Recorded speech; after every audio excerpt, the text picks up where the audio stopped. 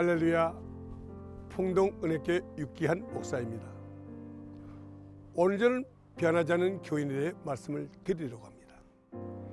이제 내가 사람들에게 좋게 하랴, 하나님께 좋게 하랴, 사람들의 기쁨을 구하랴. 내가 지금까지 사람들의 기쁨을 구하였다면 그리스도의 종이 아니니라. 사람을 좋게 하면 변하지 않습니다. 하나님을 좋게 하면 우리는 변화가 됩니다. 오늘 이 말씀 한마디만 해도 벌써 우리 마음에 기쁨이 찾아옵니다. 그것을 하나님이 기뻐하신다는 것입니다. 그러면 지금부터 제가 변하지 않는 교인이 된 이유를 살펴보겠습니다. 첫째는 하나님의 말씀에 대한 무지입니다. 나인홀루 리버라는 사회학자가 도덕적 인간과 비도덕적 인간이라는 책 제목에서 잘 말해주고 있듯이 예수 믿는 사람 개개인을 만나보면 전혀 문제가 없다는 것입니다.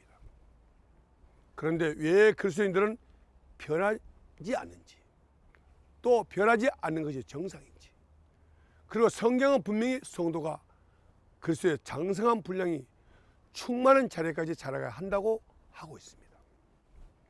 이 사실을 보면 성도가 분명히 자라가야 하는 것이 옳은 것입니다. 둘째는 하나님의 말씀을 바르게 해석하지 않기 때문입니다. 어떤 분이 저에게 성경 말씀에 대하여 질문을 합니다. 성경 한 절을 보여주면서 이 말씀이 무슨 뜻인지 묻습니다. 제가 보니 말씀의 전체적인 숲은 보지 못하고 숲속에 있는 한 나무만 보고 말하는 것을 보았습니다.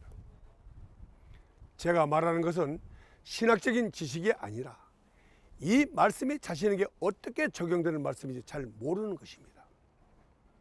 시드니 그레이다 누스는 구약에서 그리스도를 설교하기라는 책에 말했습니다. 구약 속에 숨겨져 있는 예수 그리스도를 발견하면 이 사람은 신앙이 성장한다는 것입니다. 다시 말하면 하나님의 말씀을 내가 처해진 상황에 맞추게 되면 하나님을 기쁘게 하는 것이 아니고 사람을 기쁘게 하는 것이 됩니다. 하나님의 말씀이 우리에게 임하여야 우리가 변화가 되는 것입니다. 어린 신앙은 자신에게 초점을 맞추다 보니 변화가 일어나지 않는다는 것입니다. 전도에서 사람을 모으고 붙들어서 말씀을 듣게 하는 것은 무엇보다도 중요합니다. 그러나 그 사람을 붙들어 놓으려고 그 사람에게 맞추는 설교를 한다면 하나님의 말씀은 살아서 역사하는 말씀이 될 수가 없습니다.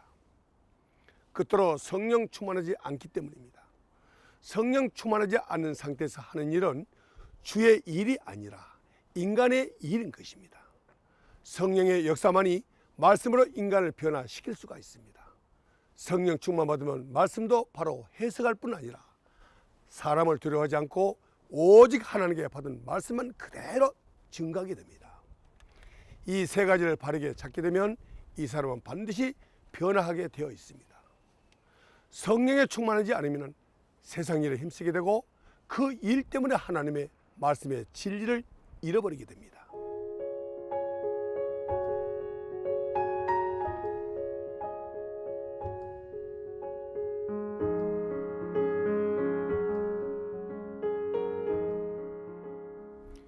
여러분들에게 묻고 싶습니다.